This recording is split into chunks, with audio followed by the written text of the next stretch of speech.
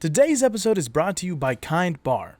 Kind is deeply committed to crafting food with real, recognizable ingredients, a disruptive notion that sparked the creation of a new healthy snacking category. Kind is unapologetic in their efforts to challenge the status quo, to shift the food industry and empower their community and our listeners to make better, informed choices about health. Kindness can be a transformative force for good, and that is why we are teaming up with Kind and Podgo to bring our listeners 10% or 15% off for military, teachers, students, first responders, doctors, and nurses. Go to podgo.co/kind. That's podgo.co/kind. Kind Bar, creating a kinder and healthier world, one act, one snack at a time. Captain's Log, the podcast devoted to discussions and insights into the supernatural, occult, and all-around strange happenings of our world. I think Our goal? there's someone in the house with us. To entertain and disturb, perhaps like no one has before.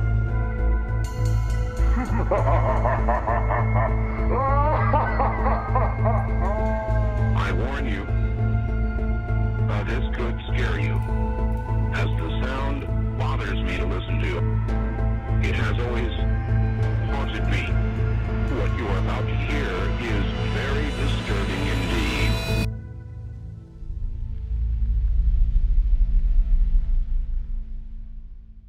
Star date 02/22/2021. Welcome There's a lot back. of twos and ones. Welcome back, everybody, to another episode of Captain's Log. This is your captain speaking, Jose Valle Jr., reaching out across the airwaves from the state of Utah and joining me virtually from America's heartland, the beautiful state of Iowa, is my co-host and first officer, Mason Schrader. Mason, how are you? How was your Valentine's Day? Well, I'm good. I first want to address that if I'm in America's heartland, what are you in? You're just in, like, the esophagus? Right? Because if the heart's a little left, you're kind of like in the... You're just in the general titty region. I don't know if there are any organs. Well, because it's like... Because Utah's like... It's like a diagonal line from you guys. So, yeah, I'm like right at the nipple. Utah's the nipple of America.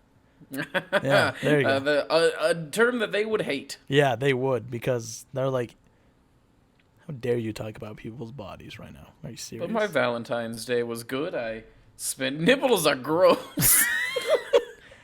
It was God good. made nipples to not be looked at. It was good. It was good. I spent it with my lovely girlfriend. What did I do Valentine's Day? Maybe I shouldn't expose myself. I just listened to... I told you you've got to stop exposing yourself to people several times. No, not that kind. And by the way, I am not the Pace and Flasher. That is a completely different person. That is not me. I think I just listened to I watched Legend of Korra. I finished Legend of Korra, and then I listened to the soundtrack all day and was like, man, this is fucking beautiful. It's a good score. I didn't like the Legend of Korra. You know what? That much. That's all. That's all right. They just made some. I just felt like they made some weird choices. Yeah. I loved the season where Henry Rollins voiced the bad guy Zahir. Oh yeah. That was really good, and I always wanted more. When I was watching that, I was telling friend of the log, Max Benyon, because he's the one that got me on Avatar and Legend of Korra. I was telling him that I found myself like siding with Zahir. I was like, oh fuck, he's kind of right. Like there's he was the totally whole bit right. where he's like, I want to topple government and give the freedom back to people. Like there's no reason royals should exist and all this. I was like, oh fuck. I was like, I know he's the bad guy. He's not wrong. Well, and that's what I liked about Korra. This is not about that. I'm doing a whole just analysis. how metal is it though? The like everyone, every bending has there's like steel bending for earth or like lightning and lava for fire. And then air is just like I can just take the oxygen out of your fucking. You just can't breathe. That's so fucking metal. I love that. Killed the Earth Queen. Like I was like, oh, maybe he'll just like. He'll be like, you're weak now, but he was just straight up like, I'm fucking killing you. He's like, full revolution, we're cutting your fucking heads off. Might as well. Yeah. Well, anyway, so that's what I did. Welcome to the Legend of Korra section of the podcast. Okay, we should probably do our podcast. So today, Mason, we are continuing our Sinister stories of the southeast portion of our Unsolved U.S. series. Today, we take a look at the two states of Kentucky and Tennessee. Are you from Tennessee, Mason? Because yes. because you're the only 10 I see. You might not have heard that joke. I actually came up with that one. Did you? It took me all week to write it. Because you see, the joke is there that 10, the 10, like you're a 10, and you're the only 10 that I see, and it sounds like the state of Tennessee. Yeah, so everybody from Tennessee is a 10? Not everyone. There's a lot of. Then why did you preface it with "Are you from Tennessee"? So if you're joining us here, is that the implications of that joke, that everyone from Tennessee is a 10? I just don't. I mean, me being the only 10 you see just has nothing to do with whether I'm from Tennessee or not. I guess you're right. So if you're joining us here in part 3, then I don't think you really need an explanation as to what is going to happen. So let's just get on with it. Yeah? Sure. All right, Mason, start the captain's log hog, and let's hit the pavement. That's what I call our motorcycle. I'm snuggling up. I'm putting on my helmet. Riding off. Having visited the home of the mysterious Mothman and picked up some I'm with Mothman shirts, we're back on the road continuing our little trip into the elusive. Our first stop is near Kelly-Hopkinsville, the home of an incident and legend that is well known to the students of the strange and weird, a story I have been looking forward to telling for a very long time, and an event that could quite possibly be the inspiration for the term Little Green Men. I thought that was the little army guys. Yeah, this is about little army guys coming to life. Oh, cool, like Toy Story. Cool. No, so the night was August 21st, 1955. The subjects were a large extended family called the Suttons. At around 11 p.m., they arrived at the Hopkinsville police station in southwestern Kentucky, breathlessly proclaiming that they had been under attack for the last 4 hours by a group of strange, small, humanoid creatures. Their story of how they defended their home at gunpoint from these otherworldly beings would become one of the most famous and baffling close encounters on record, standing out for the large number of witnesses, with nearly a dozen people corroborating the claims made by those who arrived at the police station that night. The siege took place on so let me just get this straight. Yeah. What year is it? 1955. In 1955, yes. You and I are small. We are police officers in the town of Hopkins, West Virginia. No, Hopkinsville, just Virginia. Kentucky. Hopkinsville, Virginia. You got Normal both of those Virginia. away. No, Kentucky. I was fucking close. Okay, listen, I'm kind of You listening. keep saying Virginia. It's Kentucky. Fucking hell. It's not West Virginia. It's Virginia. No, it's Kentucky. Right. Man, you have had too much. You should not be on the clock tonight. Right. Got into the evidence.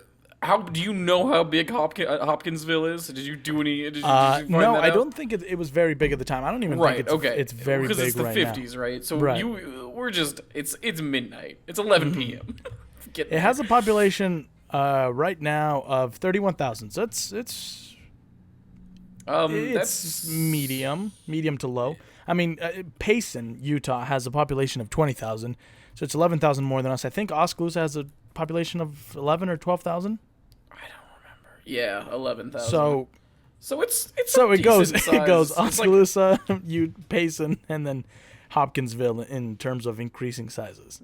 Gotcha. Okay, yeah. So it's right. Still though, not a big town. It's not 50s. A big town, and it's the 50s. We're rural farmland. Yeah.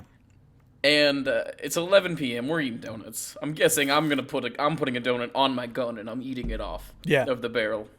A family busts through the door, right? Like out of breath, and are saying, "There's holy shit."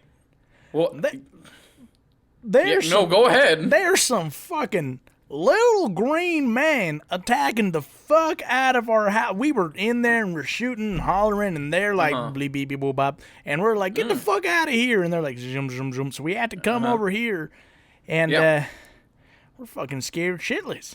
Yeah, okay, well, I'm gonna be honest. You're under arrest for talking crazy. I think you might be a communist. Well, hides like a fucking Marxist pamphlet. I don't know anything about that communist. I've never met that fella. First I'm off, just here. if we were working for a bourgeoisie. Anyway. Okay. Yeah. Sure. So a family. Whole family. How many of them? About a dozen. I think we'll get into the specifics of how many. So this is a whole Kentucky family. It's an extended family. This isn't like a mom, dad, and 2 children. This is this is like mom, kids, cousins, aunts, friends. uncle, grandma, granny, grandma, small humanoid alien creature that lives with a family now. Granny and is Sutton. Just trying to get back home, and his compatriots came and they had the wrong idea. There's Timmy, Billy, me, my wife Martha, Granny, Uncle Jim, Little Green Man, and wait a minute. They snuck in. You're not one of us. And he's just in overalls. He's like, what are you guys talking about? I was at best man at your wedding. Oh, that's right. Little Green Man is with us. Sorry. He's not one of them. He's not one of them. He's just a little green man that we know. So, the siege took place on a small rural farm owned by the Suttons near the tiny hamlet of Kelly, where the family lived in a 3-bedroom unpainted house with no running water, no telephone, no radio, no TV, and no books. That's $4,000 on Airbnb now. Yeah. That exact same house costs $4,000. Yeah. It's like it's a retreat. It's rustic. It's rustic. It's garbage, and you don't want to fix your fucking house. As debatable as all the details of this case are, one detail is irrefutable. When the 8 adults and 3 children arrived at the police station, they were absolutely terrified. The police chief... I would say they were more horrified. I would say they were more hopped up on a mixture of cocaine and methamphetamines and paint. Well, they didn't... Well, the house wasn't painted. They drank all the paint they were going to paint their house with. And I hate that I'm painting them in this light, because as we go on... But listen... Hey, it's all fun. It's all for fun. 8 adults and 3 kids that lived in the same 3-bedroom unpainted house with no running water, telephone, radio, TV, or books. I mean, have some books, that you right? There's That's right. That was the part books. that surprised me. I was like, get some fucking books. You don't have to have TV or a telephone or... The fact that whoever you got your source from for this made a point to mention that there was no books means that he was like, so they couldn't fucking read. There was no fucking way these people could read, right? The police chief, Russell Greenwell, would go on to describe the family as the kind of people who don't normally run to the police for help. What they do is reach for their guns. Yet here they were, women and children, hysterical, and one man with a pulse of 140 beats per minute, as measured by an investigator when they arrived. Okay, that's an interesting detail to me, because who the fuck is in the police station measuring The first thing was like, well, the first thing we have to do, obviously, How do I know you're not lying? Jimmy, get in here, feel this man's pulse. What? It's fast. It's real fast. Holy shit. It's like, hold on. 1, 2, 3, 4. Shit. 1, 2, 3, 4, 5, 6, 7, 8, 9, 10, 11, 12, 13, 14, 15, 16, 17, 18. Oh my god. I can't keep up. It's fast. Put down 100 and... What's the biggest number you know? Just write the biggest number you know. 140. I like that everyone in this town is some backwoods hillbilly. So it's a town bigger than the town I live in. Than the town that we both live in, but bigger than both of our towns. They didn't have any fucking books. They yeah, can't fuck read. those. These fucking people. One thing Payson has is books. So we have a public library. According to the accounts given to the police, the event occurred as follows. At about 7 p.m. on the hot Sunday evening, Sutton family friend Billy Ray Taylor was fetching water from the backyard well when he saw what he described as a silvery object, real bright with an exhaust all the colors of the rainbow. It went silently over the house, past it, stopped in the air over a field beyond the house, and then dropped straight down. Honestly, I just thought it was some gay people doing gay people things. I don't know. I don't know what they do. Listen, I don't even judge them. I'm just saying, I don't know what they do. I assume they fly around in a silvery thing with a rainbow exhaust.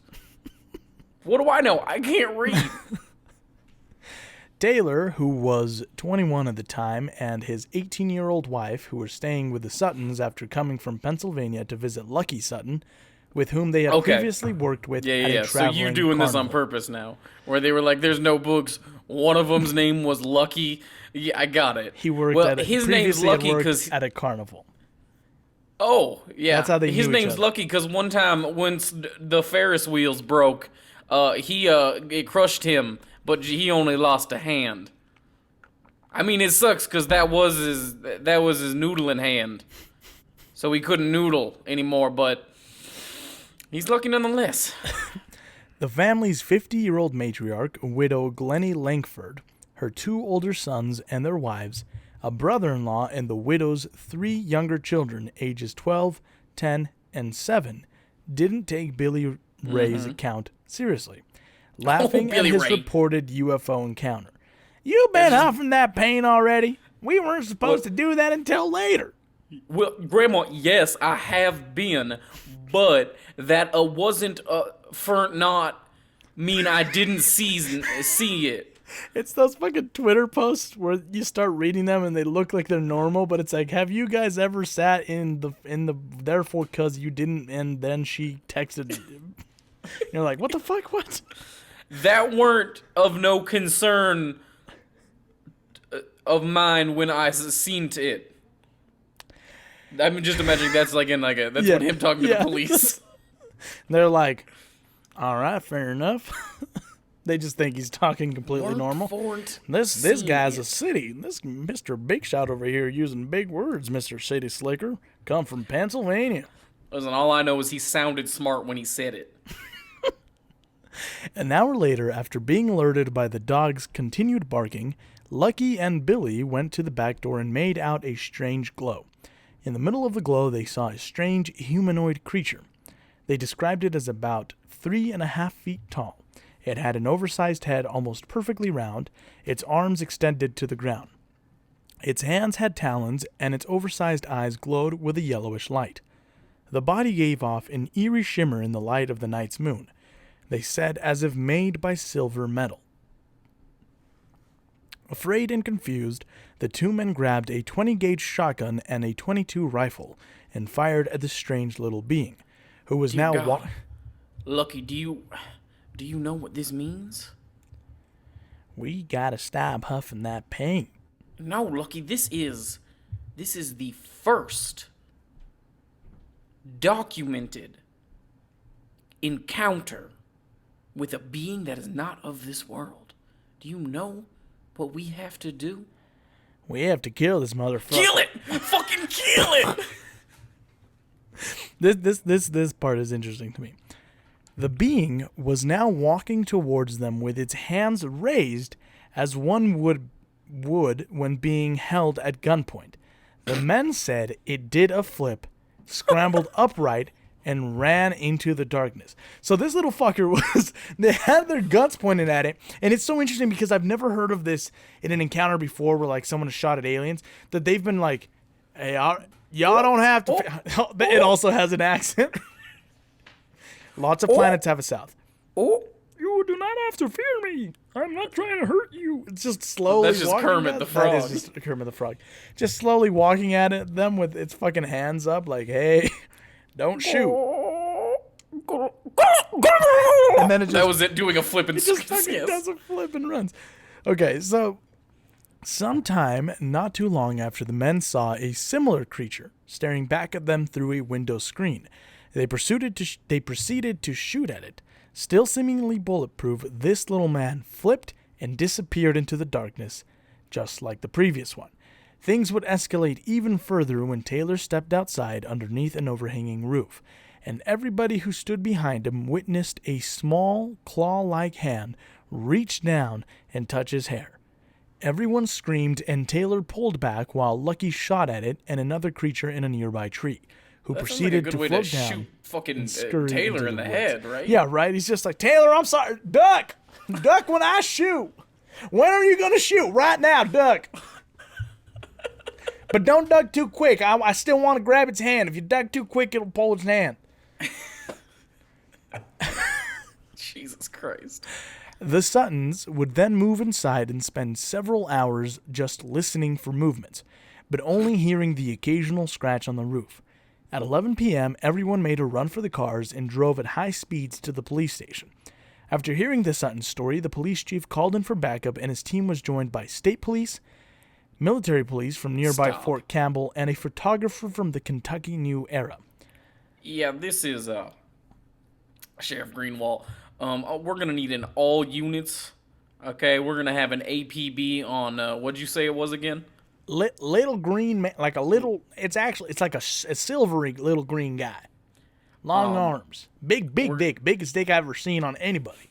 Not just for its size, but like if you took its dick, compared it to a human, like a grown human man, it would still be a big dick on that grown human man. Like take the biggest basketball player you know. You put that dick on him, it's so big.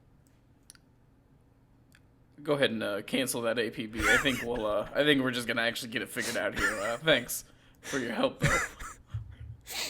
Their investigators found shell casings from the gunshots, but no other evidence. They also found no proof of heavy drinking. According to Glennie Langford, the family matriarch, liquor was not allowed in the farmhouse. The police... Were you drunk at the time? So, what is drunk, really? It's sort of like a conceptual thing, or every person's opinion of it. Okay, I'm gonna talk to the old lady now, because I just see how this is going. Were you or anybody else drunk at the time? No. Well, okay, that sounds good enough. Fair for me. enough, man. Thank you. Well, I think it's legit. She said, and I quote, "No liquor allowed in the farmhouse." So what if they drank it outside of the farmhouse? Oh, yeah, that's fine. I'll let them do that. Nah, you know what? Let's just wrap this up. Once the police and others left, it would seem that the creatures returned between 2:30 a.m. and dawn. Mrs. Langford said she saw one repeatedly glowing by her bedside window, its small claw-like hand on the screen. What do you think, Mason? Spooky or kooky? And then they disappeared, and then they weren't seen again. Sorry. Kind of ended abruptly.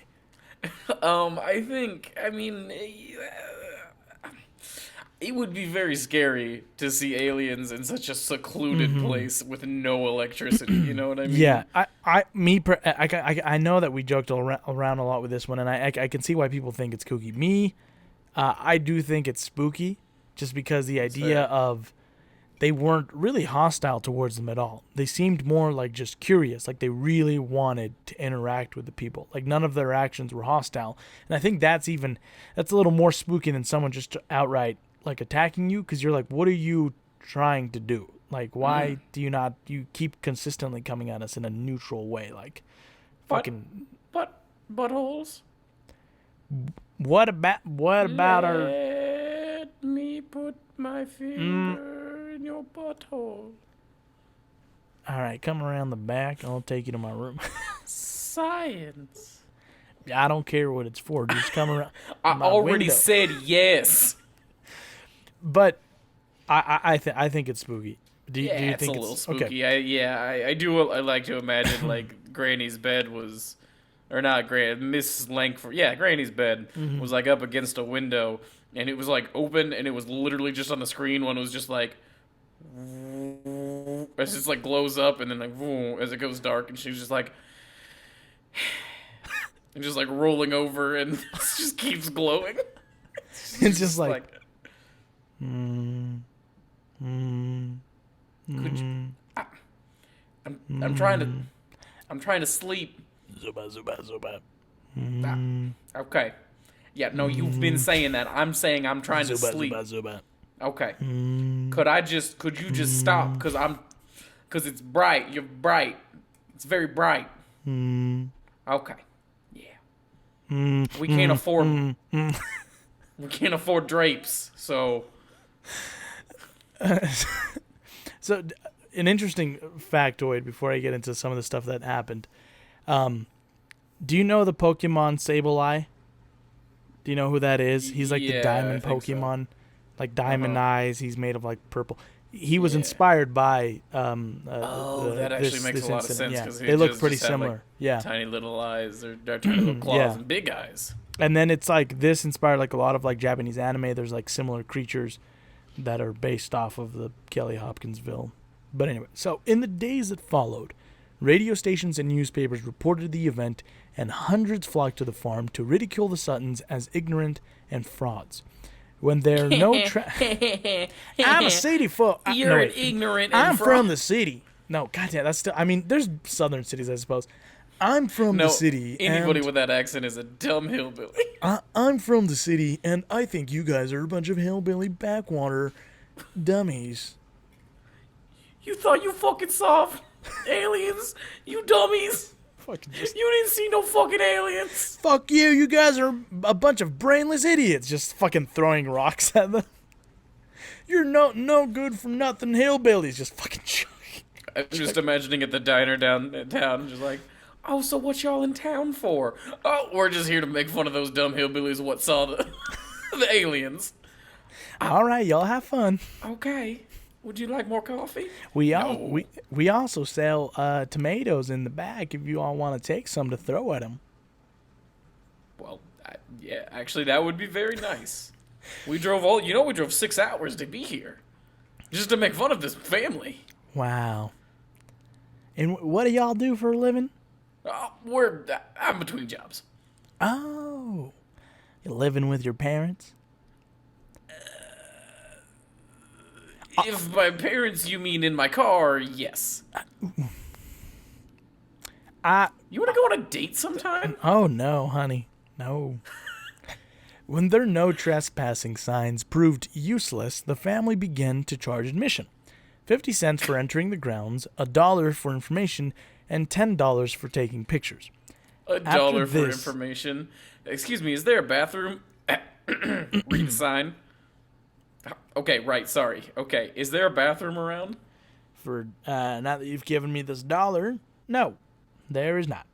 We just shit out over there by that field. That is a bathroom, though, right? Well, it's not enclosed. We just shit, and then we sort of mush the shit into the ground for manure. I'm just going to hold it. All right. Is there a bathroom around? Yes. Where is it?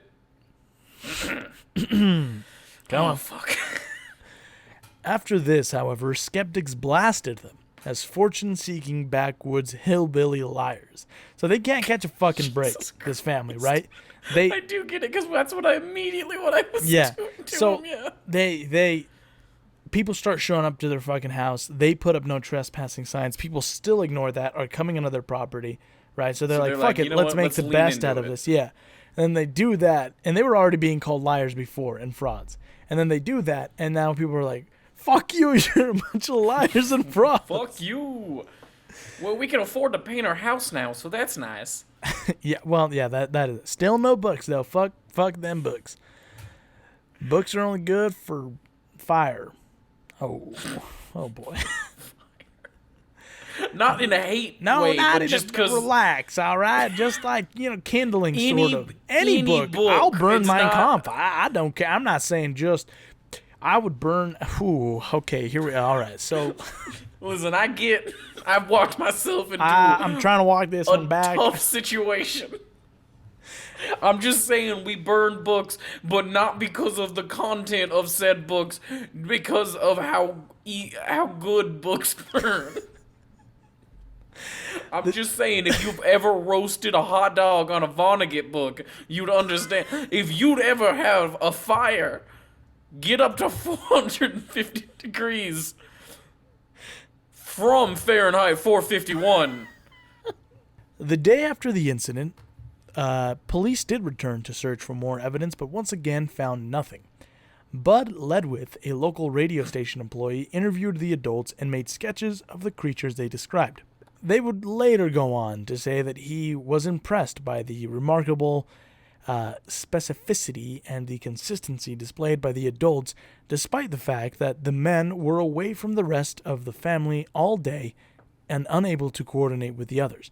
He had told the exact same details. The ladies, they told the story. They didn't even have the men to tell the story. They just told it.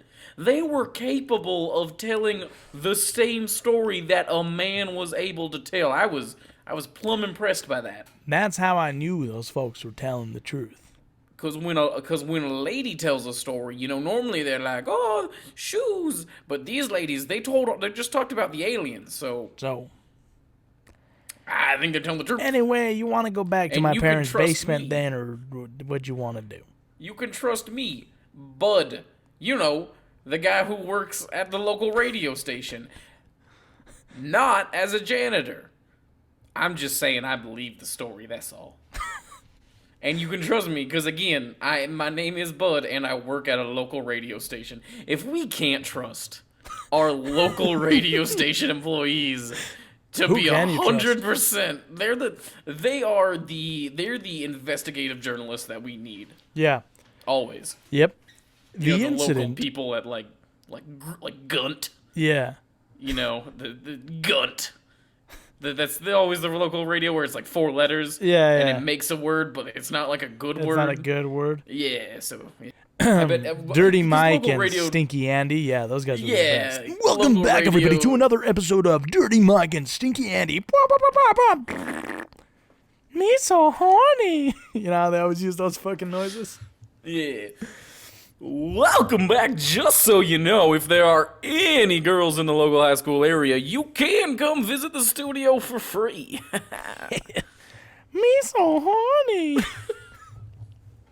The incident would draw the attention of the Air Force UFO investigative program, Project Blue Book, who ruled it as a hoax, but their documents suggest that they never truly pursued the matter and just took the word of their Fort Campbell counterparts, who were only briefly there the first night.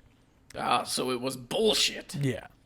Not the aliens, their investigation. Their investigation of it. I prefer Project Green Book, which is where they send Viggo Mortensen and Marshall Ali to be like, yeah, there's aliens or not. Yeah. And then they win an Oscar for it. Yeah. One of the most detailed investigations of the incident was done by UFOologist Isabel Davis in 1956 and published several decades later by the Center for UFO Studies, a group founded by astronomer Dr. J. Allen Hynek, Project Blue Book's civilian investigator. That's not a thing. He's just a dude. He's just a guy. He was just like, can I be an investigator? Sure. No. It's like, Hot Fuzz?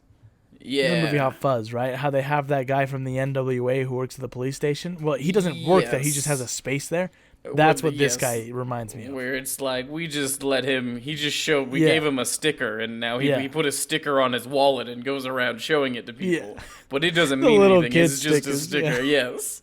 He's a junior and civilian investigator. But Davis's nearly 200-page report, co-written with Ted Blocher, or Blocher, I'm not sure how you say his last name, includes detailed maps, drawings, documentary records, and summaries of similar accounts around the world, as well as interviews with several Sutton family members and police investigators. Davis addressed the concern for lack of physical evidence, but to her reckoning, none of the possible explanations, a deliberate hoax, a publicity play, group hallucinations, made sense. While questions arose about whether the young men were exaggerating, possibly fueled by hidden stores of liquor, Davis's strong impression after meeting Mrs. Langford was one of a somber, no-nonsense matriarch who abhorred the limelight and had no reason to lie. None of the witnesses, Davis noted, had any history of making preposterous allegations. Many skeptics, including famed skeptic Joe Nickel, who has bashed this family horrifically, have suggested that perhaps the family merely saw the great horned owls and then confused them for alien beings.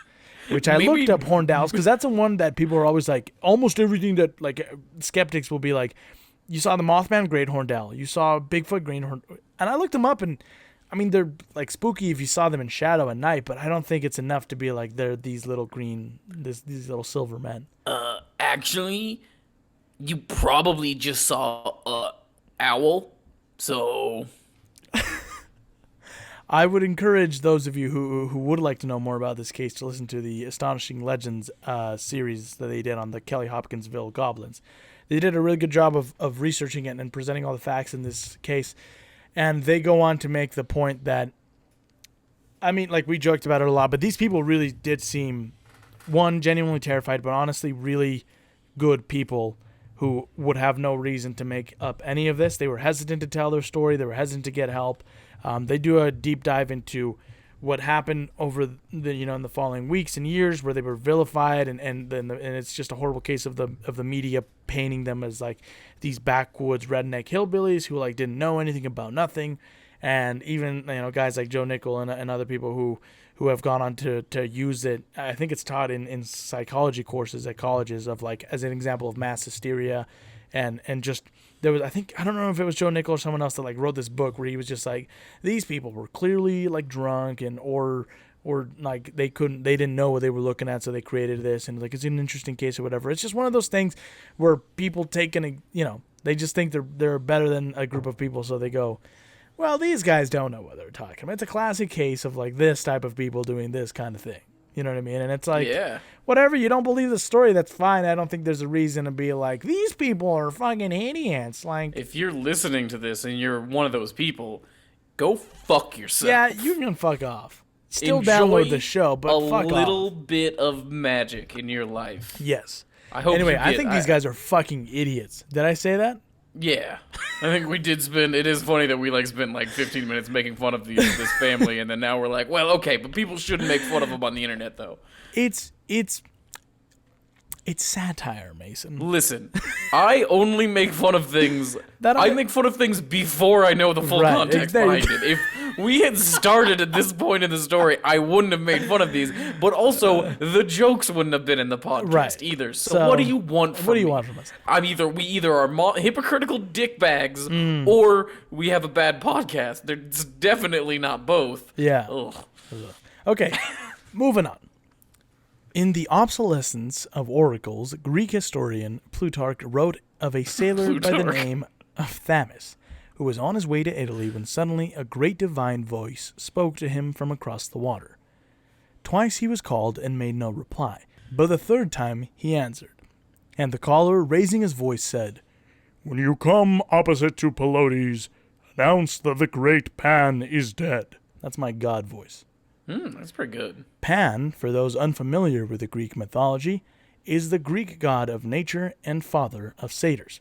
He is most significant because he's one of the rare examples in which a member of the pantheon died and was seen to be dead for centuries within the mythology. But as we saw with the cherry field satyr of Maine, he may not be truly gone. At least that is what this urban legend from Louisville, Kentucky poses. The legend of Pan has been passed down through several generations of Louisvillians. Legend speaks of the statue of the mythical god Pan, who sits atop Hogan's Fountain in the heart of Cherokee Park.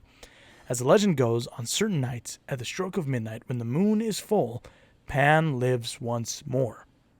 The statue comes to life and saunters around the park, causing mischief and property damage to anyone unlucky enough to have left their car around the park. He has been doing this for nearly 100 years now, since the statue was first unveiled to the public in 1905. More than 100 years, actually. Did he just punch horses in the mouth before there were cars?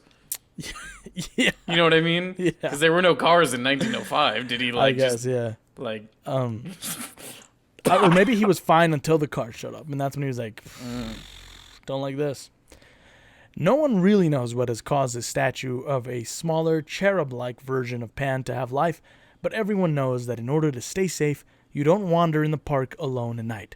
Perhaps Pan is merely trying to preserve the beautiful natural state of the park and sees anything mechanical and man-made as a threat to his kingdom. And thus, he must ride again. Regardless, Mason, do you think this is spooky or kooky? It's a short one, but to be fair, Kentucky really didn't give me much to work with. So I'm going to say I think that one's absolutely kooky. Because if Pan, the Greek god of nature, is alive. Mm-hmm. He's not in fucking Kentucky, I feel like. He's not in Charlottesville, I guess, unless the idea is, now that I'm thinking about it, though, it could be, you've seen Disney's Hercules, right? Yeah. Do you remember when Hercules, he goes to the statue of Zeus, and Zeus, brings it to life? What if Pan is just going around... too, yeah. He just randomly, different... I'm guessing gods can only go into statues of themselves. Yeah. And there's probably not a lot of statues of Pan, so he just, pops into... I'm guessing every time he's like, fuck, I'm going to fucking... Louisville. And he's just like, fucking cars, like kicking shit. And he's just like, fucking bullshit. Don't even want to fucking be here. Get a fucking one night every 100 years. And just punching, just fucking being fucking Louisville. Yeah. Fucking Zeus gets to go to goddamn Athens. He just like sits down. He's just like, fuck. I hate it so much, man. I hate my life. I wish I was dead again. I don't want to be here. Also, what the fuck was up with everybody saying I'm dead? I haven't been dead. I've been here this whole time. What the fuck was up with that? If I'm the god of nature, how would nature be here if I was dead? Man, whoever that fucking Plutarch guy is, that guy fucking sucks. Plutarch, I wish he would more show like up it. to fucking Kentucky, kick his ass. If I could make it to where he is, before I had to fucking get back out of the statue. He just leaves a note like, transfer statue to Italy, please. Please move statue to Plutarch. Thanks. Not Pan, the god of nature? They're like, huh. That doesn't work. Just like slaps it on his chest and turns back into a statue. Yeah, I think it's kooky too. I don't know. There's not much detail with it, and it's like, okay, whatever. Statue comes to life and just hits cars. It just won't park my car there, I guess. Oh, it's like me getting a ticket every time I don't alternate my parking. Yeah. Just being like, oh shit, what day is it? Is it Tuesday? Fuck. I left my car next to the statue of Pan. You know that's going to be another dent. God damn it. I should really go move it, but honestly, I'm already in my PJs and... it's fine. I'll just deal with it. I'll just get it buffed out. I'll just get it buffed out. It's fine. Yeah, I should really get the Pan insurance. Yeah.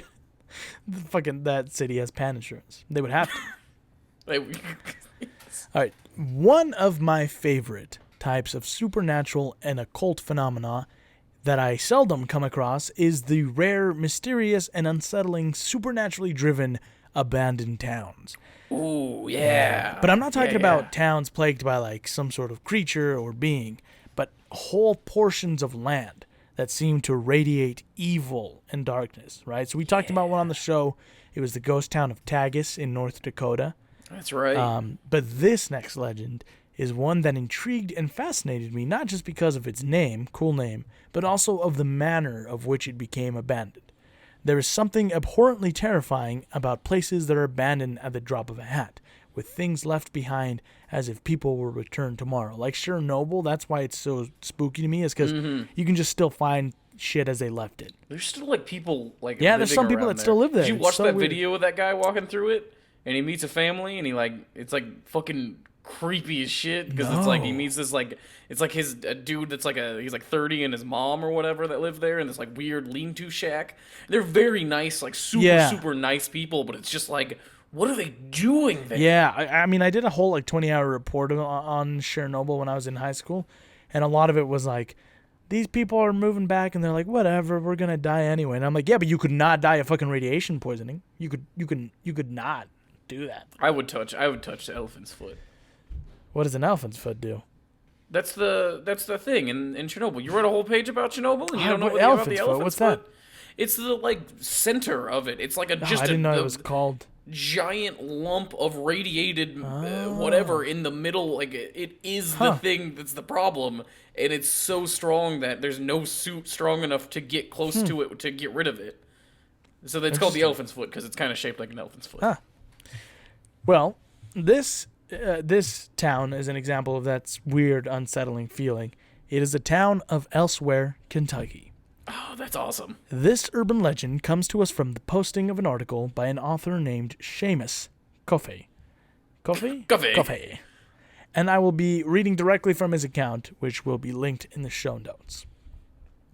You won't find Elsewhere, Kentucky on any map. The overgrown gravel road leading to the now abandoned settlement doesn't even connect to the main road. As with most places you shouldn't go, even the Google satellite images have been scrubbed with what looks like a bad use of a blur tool in an otherwise detailed area. It was located in southeastern Callaway County, just off the shore of Kentucky Lake. Elsewhere sat surrounded by forest. Until recently, several buildings remained. I'd heard stories about Elsewhere growing up.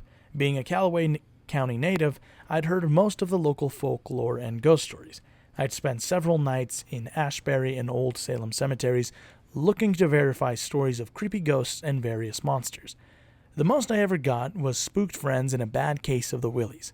I was volunteering at the Senior Citizen Center when Earl, a man of about 80 years old, told me about Elsewhere, and it went like this. When I was a boy, my pa and I went to Elsewhere General Store to get some rock candy and chicken feed. I stood outside while Paul talked to Mrs. Ellison, the shopkeep. Pa loaded the feed into the truck and handed me the candy. Right about then, there was this loud scream from the schoolhouse. I don't know right well what happened, 'cause Pa told me to stay in the truck, but after that we never went back to Elsewhere.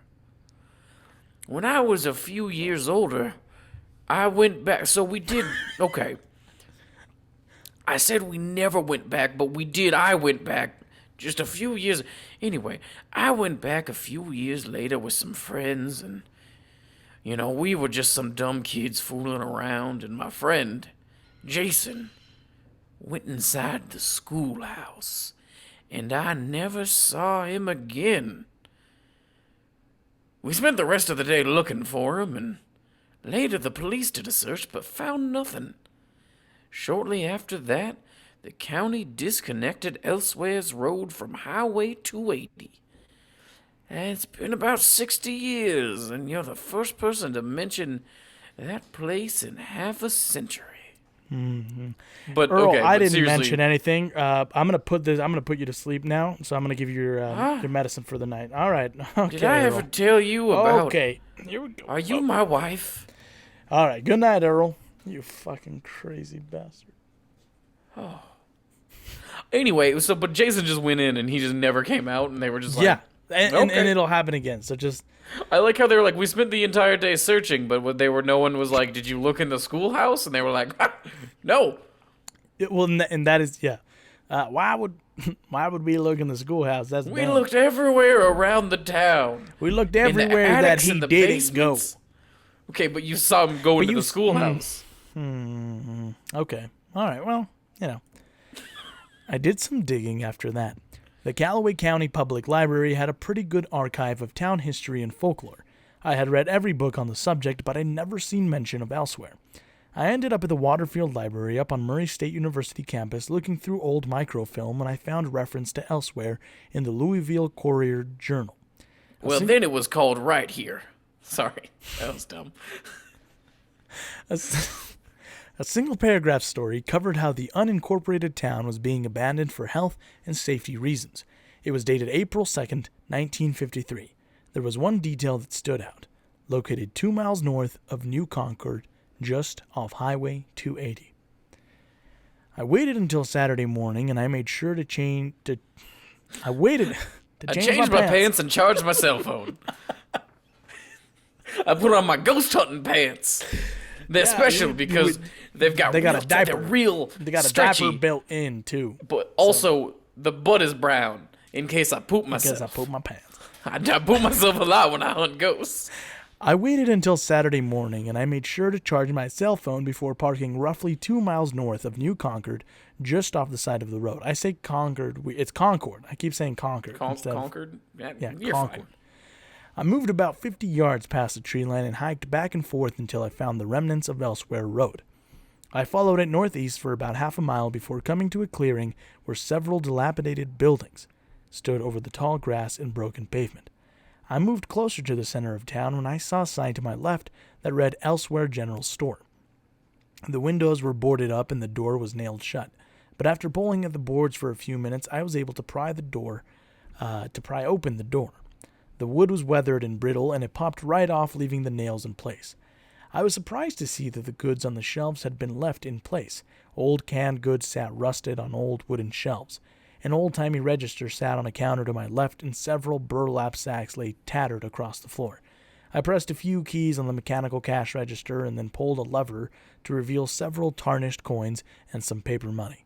I had a sandwich in a Ziploc bag I'd brought for lunch, and I decided to eat it before putting the old money in the bag and stuffing it in my backpack. Why did he have to put that? It's realism, Mason. It's realism. Tuna. I had a tuna sandwich, and then I was like, I'll eat my sandwich and my say tummy you put the money hurt. in a bag. And then my tummy kind of felt funny afterwards. I had to take a shit, so I moved into the bathroom. You know those shits where it's like a long shit and you're kind of scared to keep pooping? It was one of those. I moved toward the back of the store when an unexpected noise caused me to stand at attention. I caught the distinct sound of footsteps on the wooden porch of the general store. I turned around and peered out the door to see nothing. Oh, God, I'm going to be completely honest. I'm a little scared right now. It's just doing this. I'm a little, just that, like, empty feeling you get, like, in your balls and in your stomach. The thing is, I can picture this perfectly of being like, hello? Yes. Okay, so this is a weird thing that happened to me last night, and it just kind of reminded me of it. And it's probably definitely not supernatural related at all. But last night, my dog and I were home alone. My family was out of town, and he was upstairs. I was down here. And every time someone knocks or rings the doorbell, he fucking flips out, right? Because I don't train my dog. I'm a horrible dog owner. So I clearly hear someone knock on our door, right? Like clear as day. And so I run up there because it's only like a couple steps up.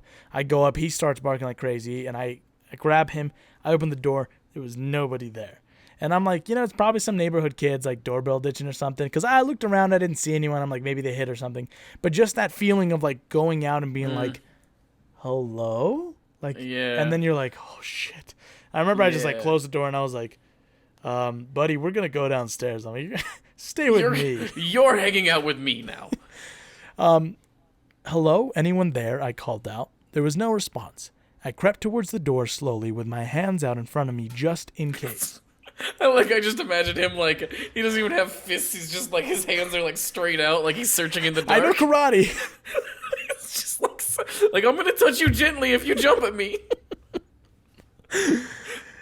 I slowly peeked around each corner before verifying that no one was standing outside and made my way back out to the street. I was sufficiently creeped the fuck out at that point. I decided to pack it in and come back later with friends. It was just about that. Fuck this.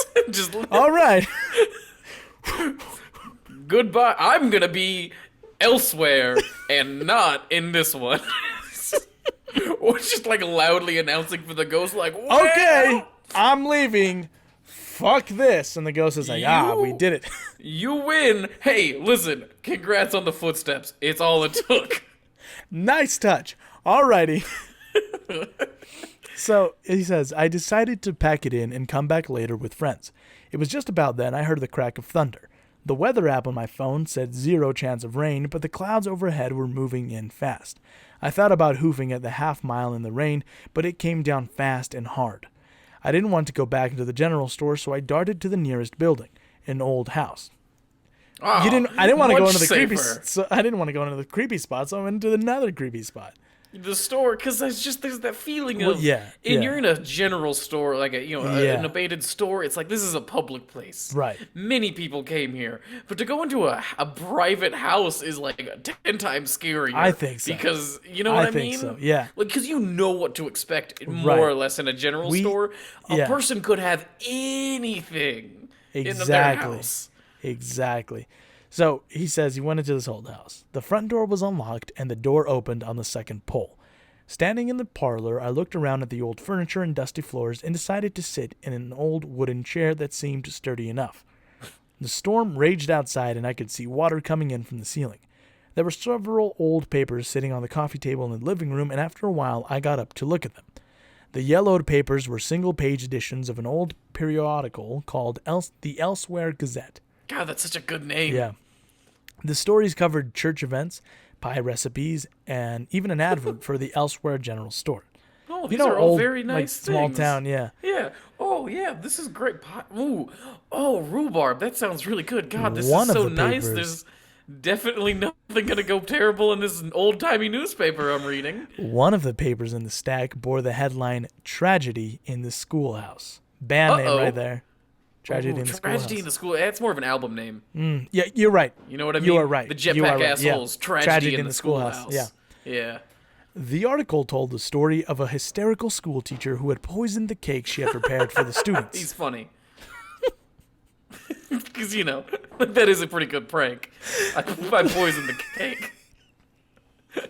A girl did that, or I don't remember if it was a girl or someone did that at our local junior high. except they did it with pot brownies. So they brought pot brownies to a school party. To a middle school To party? a middle school class party, and the teacher and the students were all high. I was in high school at the time, but it was the funniest shit I'd ever heard. God, Just a bunch of like 8th graders fucking baked.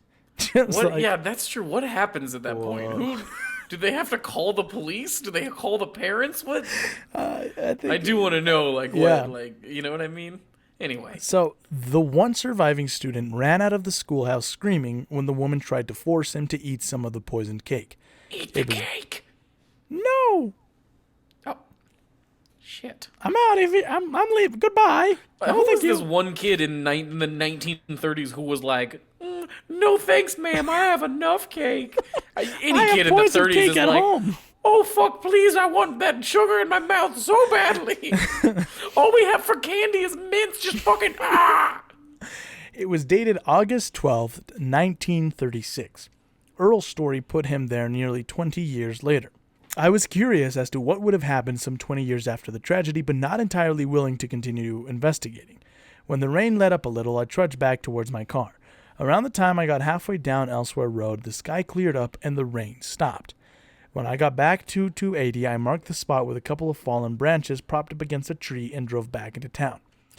That night, I was sitting at Mary's kitchen, nursing a cup of coffee, when Jerry came in and sat at the table adjacent to mine.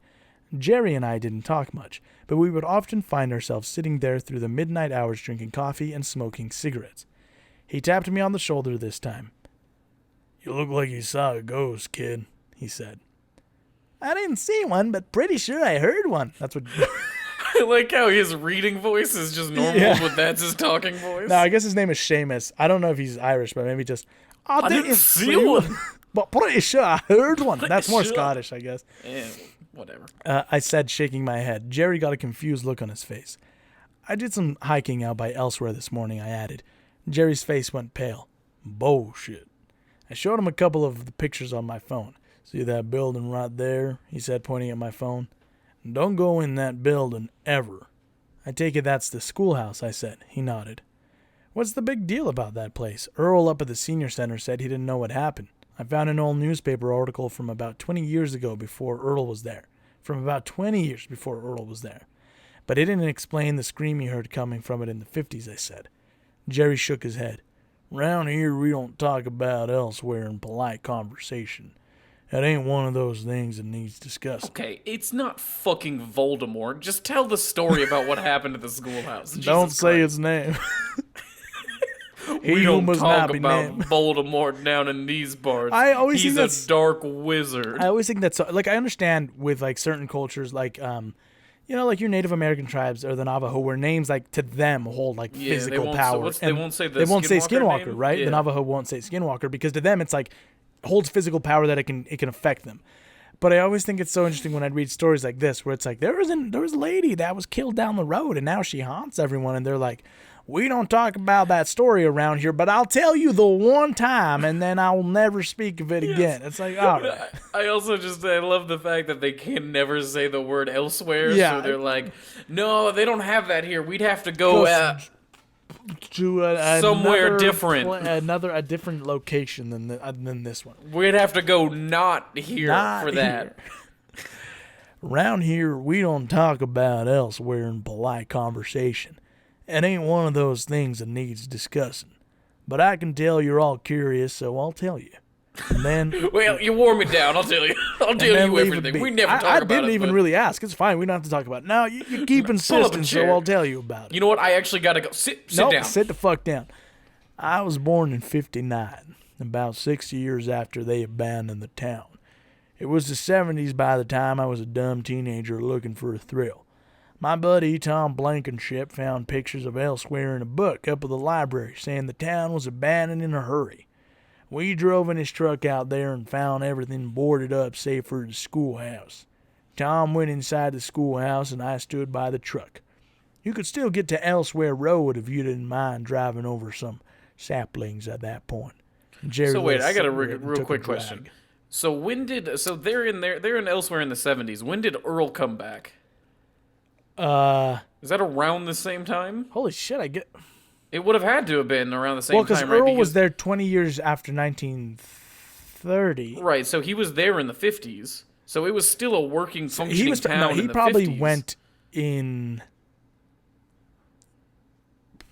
Okay, so he was like, what, 8 in the 50s, The timeline right? doesn't add up. Because he said he was 8 or a kid when they went 20 years after the schoolhouse incident, which would have been the 50s, because the schoolhouse incident was the 30s, right? Right, yeah. So he would have been in the 50s, right, when he was a kid. And then he went back when he was a teenager, so he probably went in the 60s. This guy went in the 70s. Right. That's what I'm saying. So it was around the same time, though. Well, not like... Because this guy was born in 59. Right. I'm just trying to put a timeline here. So this guy's probably only 10 or so years younger than Earl, so he's probably in his 70s. Right. That's kind of what I'm... But this kind of implies that he's younger. So, yeah, the timeline here isn't adding up. Yeah, well, okay. I mean, it makes enough sense. I was just trying to... Yeah, okay. So, Jerry lit a cigarette and took a drag. Tom let out this wail like he'd been bit by a snake and rushed up to the schoolhouse expecting to see God knows what. No, sorry, I said he rushed. I meant I rushed up to the schoolhouse. The single-room schoolhouse was empty. I looked all over for Tom, but I couldn't find him. I ended up going to the cops, and that was when they told me about the ghost. Jerry took a long drag and stood up from his chair and moved across from me. There was this somber look in his eye that told me everything I needed to know about Tom's fate. So the deputy tells me that every couple of years some idiot goes out there and goes in the schoolhouse only for nobody to see them again. Thing is, the county sheriff's department knows about the ghost. He told me that back in the 50s. This kid came to school with a machete and hacked a couple of the kids up. The school teacher ran out screaming. They questioned the kid, and he said this pretty lady that stood outside the schoolhouse from time to time said it would send them to heaven. They ended up putting him under the jail. Jerry Under the jail? Huh? What? They built the whole fucking jail on top of him? Now get under the jail, young man. I don't dig. Get in there. Jerry put out a cigarette and looked at me with a stern face. I don't know what happens to the people that go into that schoolhouse, and I don't want to know. Don't go back there. The county should demolish that place. He said that. Jerry left a $5 bill on his table and walked out. Fucking badass, Jerry. He fucking just hit him with that knowledge, and he was like, all right, I'm out. Dramatic ass. And then he's just like, Jerry, they just put your food on the table. You just ordered food. They just brought it out. And Jerry's already out the door, and he's like, Jerry, damn. It's not the 70s anymore. It costs much more than $5 to order a meal What at a diner. the fuck, Jerry? Now I have to pay for this. And I'm paying for your meal. Jerry's out the door, and he's like, damn, thing is, I was pretty hungry, but that was a badass exit, so I got to go somewhere else now. You know, it works. I get a free meal every time I tell that story because I can just leave on that, and they're so confused and scared that they don't even think about the fact that I only gave them $5 for a $10 hamburger and fries. Yeah. Oh, Jerry, every time. Despite his story, I was even more curious about elsewhere at that point. I paid for my coffee and left. By the following Saturday, I was able to wrangle a friend to come with me back to elsewhere. Katie was a local college student who was obsessed with ghost hunting in abandoned towns. So there's like a ghost there? I didn't see it, but I was there and I heard something spooky, so I had to leave.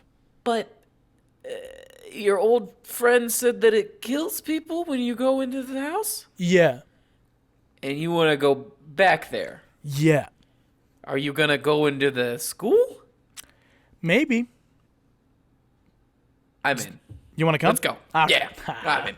I also like to think maybe that this girl was like, oh, this is like an excuse, like it's a date or whatever. Like, it's just an excuse to like fuck around. And then they actually pulled him to a fucking, he's actually like, okay, now get the fuck out of the truck. We're hiking for a half a mile into this. She's like, what? I wore heels. I thought we were, wait, you don't want to.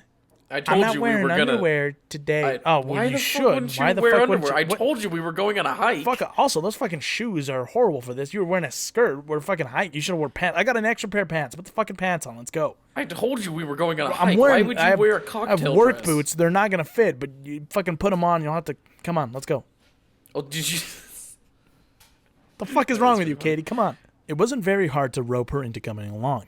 I told her the stories as they had been passed down to me, and it was all it took for her to wake me up at 5 a.m. on a Saturday morning with some coffee and a camera ready for a hike. Katie and I strolled into town a little after 7 in the morning. The sky was bright, but the sun was still barely over the trees. We decided to open the doors to the schoolhouse and look inside from a few feet back. I opened the door and shot back off the stoop and back into the grass. It was dark inside, and we couldn't make out anything. Katie produced a flashlight and shined it inside of the doorway. I could make out a few upturned desks and a chalkboard in the back. We stood there for a bit when the sun crept over the trees and started heating up the morning dew, resulting in a thick fog. I fucking hate fog. Well, I mean, I love it and I hate it, you know? Sure. It's creepy. I love it, but I also hate it because it's creepy. I turned for a moment to look back at the general store when Katie darted past me into the schoolhouse. I immediately ran after her, and we both stood in the dilapidated building as I begged her to go back outside. I could have sworn I saw a kid standing in here, she said. Yeah, love that. Yeah, so she's like, I better go in. Yeah. God damn it, I'm mad too because I'm gonna be this person. Yeah. You know, if we ever go to this place, I'm like, I'm gonna go in there. Well, and you're gonna be like, but Mason, you'll die, and I'm just gonna be like, but one of us has gotta know. You think we can't just go without knowing what's in the school? Yeah, that's great. Spooky kids. First time I was here, it rained out of nowhere. Now it's fog. Let's go, I said. Katie walked a few steps forward and let out a yelp as she fell through a hole in the floorboards to the cellar down below. I laid flat on the ground and reached my arm down for her to climb up. She grabbed my wrist and I grabbed her with my other hand and tried to roll back to pull her up. She wouldn't budge. I looked back down and saw a half-transparent woman holding on to Katie's legs and pulling her into the darkness. I pulled harder as Katie started screaming. The ghostly woman looked up at me and smiled in the dim light of the morning shining from the door. Katie was pulled quickly into the darkness, and in the struggle, I too was pulled down into the cellar. Katie fell silent after I pulled a couple of glow sticks from my backpack and cracked them open. I tossed one in her direction and one towards the other end of the room and brought up the flashlight app on my phone. Katie sat slumped against the wall on the far side of the room.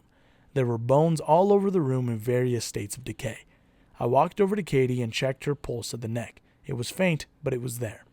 I turned towards the back of the room, and that is when I noticed a small sliver of light coming from two wooden cellar doors about 20 or so feet from me. I crept past the scattered bones and over to the cellar doors. I tried to open them only to hear chains rattle on the other side. I pushed harder and kept banging at them until one of the hinges broke. I pushed the doors open and went back for Katie and threw her over my shoulder.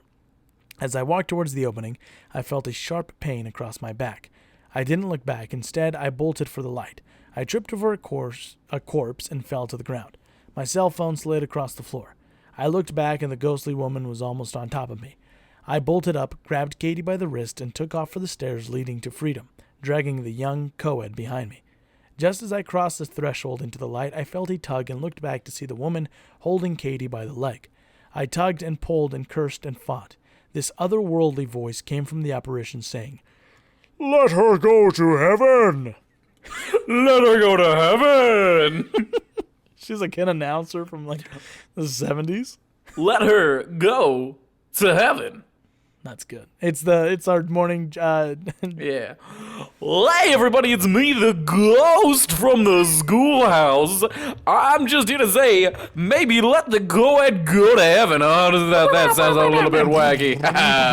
All right, up so next horny. Is Katy Perry's California Girls. Woof woof. And up that is dead school children all over the cellar floor. You're gonna love it. I'm rolling out the hits. Me so That's horny. me, Ghost in the Schoolhouse. Woo. Go to hell, I shouted. The woman's grip on Katie loosened. Oh, can't say that on air. Sorry. You got me into this and now I can't stop. The woman's grip on Katie loosened and I fell on the soft grass with Katie landing on top of me. Okay. Sounds pretty romantic. I didn't wait around for her to show up again, so I fireman carried her back to my car. In my report to the deputy, I mentioned all the bodies I found down in the schoolhouse. He would later tell me they recovered 16 skeletons and one corpse that had been there for just a few years. The county board voted to demolish the town shortly thereafter. It was all kept hush-hush. Elsewhere Wait Road a minute. They just walked in and got the corpses? That was the end of it? Yeah. All right, I guess.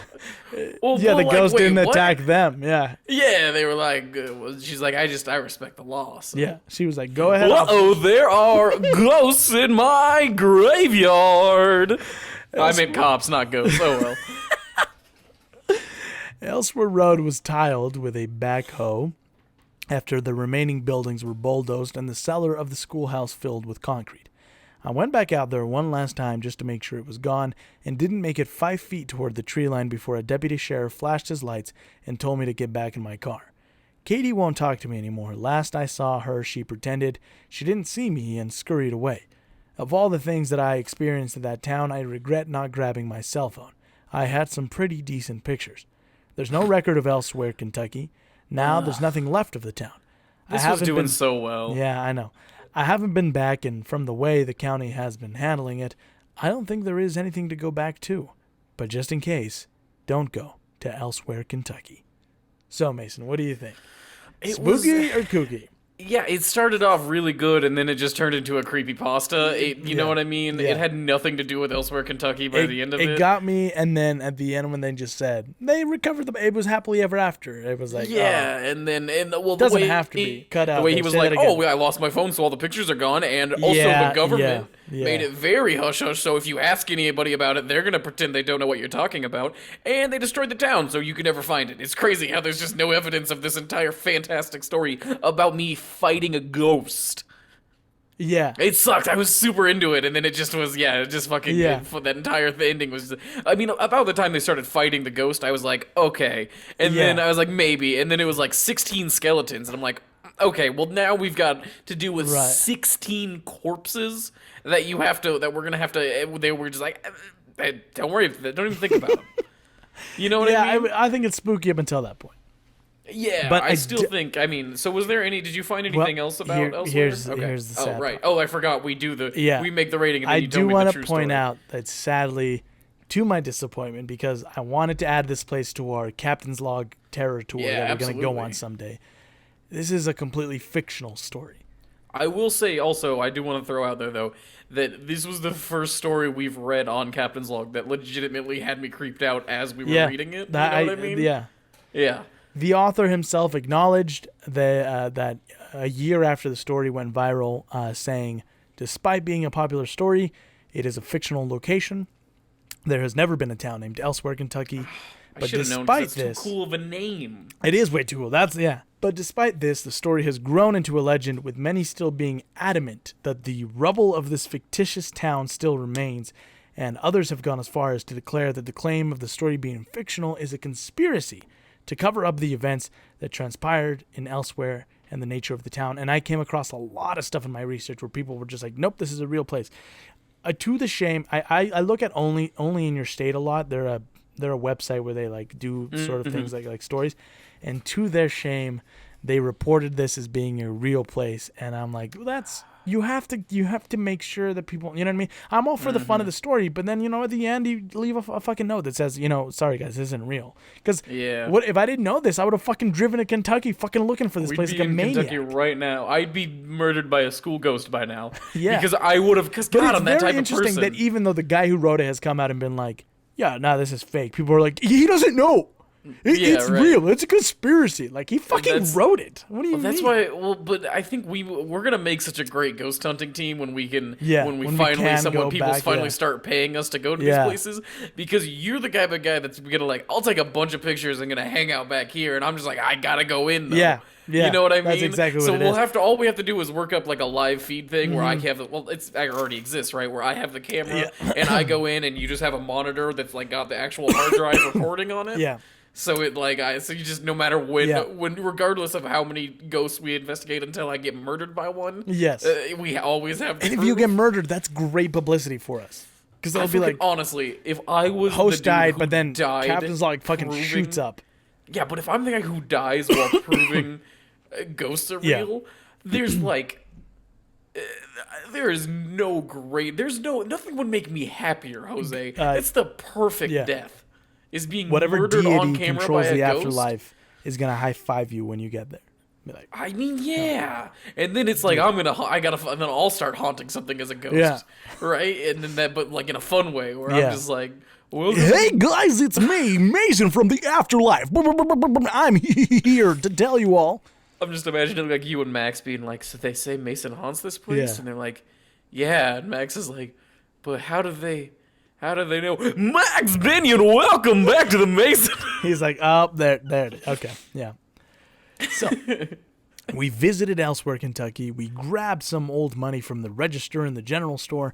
And we now, ate our sandwich and put it in our plastic bag. tuna sandwich, Why? He made a fucking fake story and still added that detail in it. God damn it. And now we head south to Tennessee. Brujas Socie Hexe. They go by many names, and our fascination with them and their involvement in the occult and dark arts has never really dwindled. That's right, we're talking witches. Oh, God, I love witches.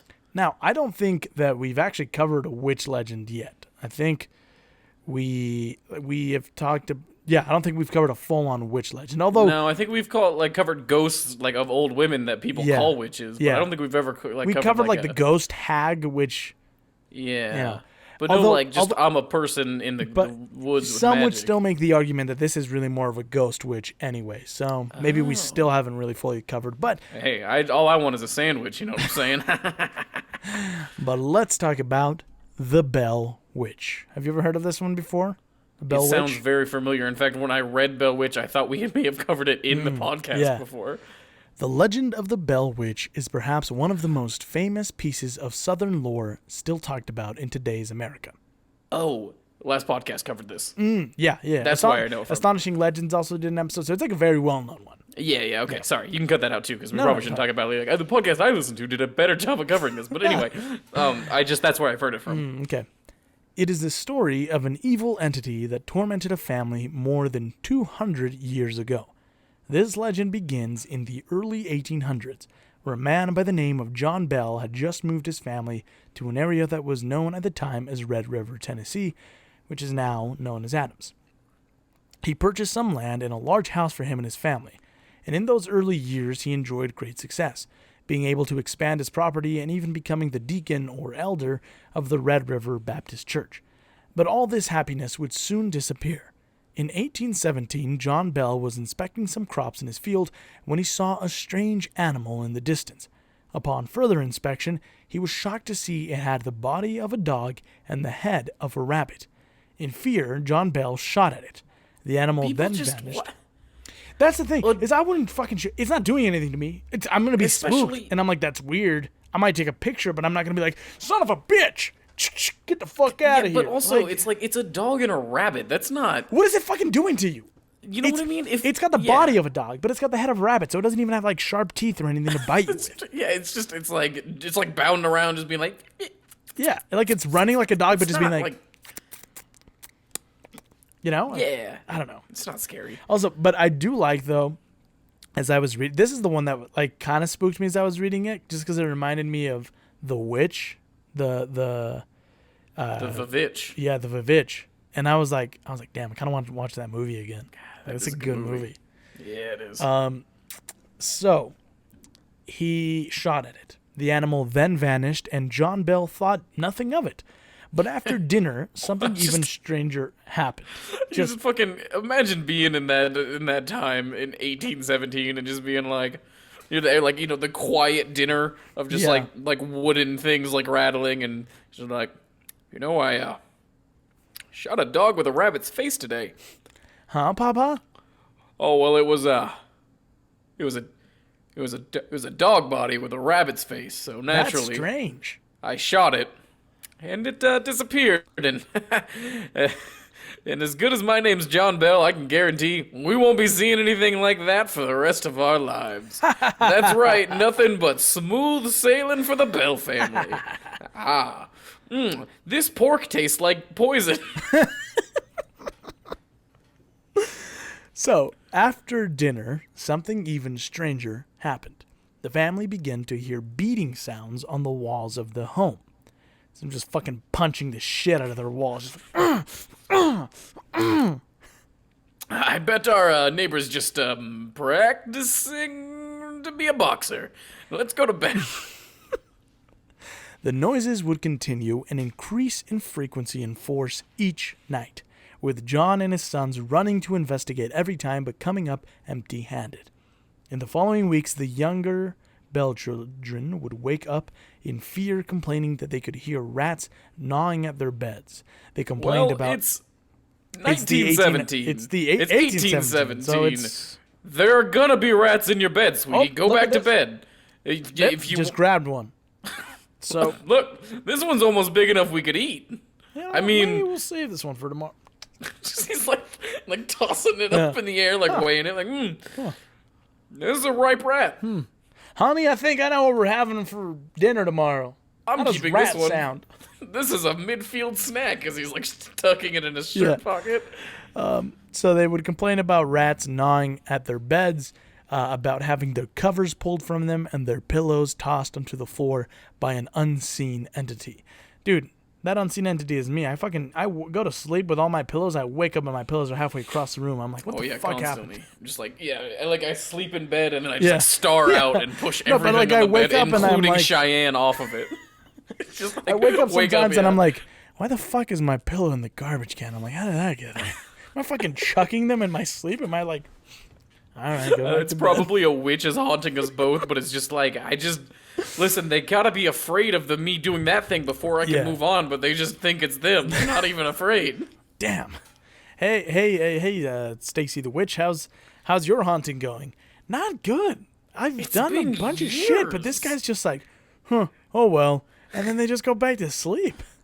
Yeah, he buys apples, and I try to do that thing where, he has a fresh apple and then it's rotted, but they just buy fruits and vegetables and just leave them in their fridge until they rot, so it's like, I can't even do it. I'm moving his shoes, but sometimes he forgets where he puts his shoes anyway, so he's like, oh, I must have just moved them. Honestly, I'm kind of worried about him. I think he might have dementia. Every time I flick off the lights, and he's just like, oh, I must have left that light on. Oh, did I not turn that light off? Huh, weird. Okay. Sometimes I go, ooh, and he goes, the vents are acting up. Huh. Mine gets drunk so often he sees me and is just like, as the witch that lives in my house. Hello, There was one time where he walked in the bedroom and I was in my full demonic form and he said, oh, didn't know this room was being taken. And then he left and he slept in the fucking living room in his own house. He was alone too, but he was so drunk that he was like, oh, my apologies. I'm sorry, lady. I didn't know this was your room now.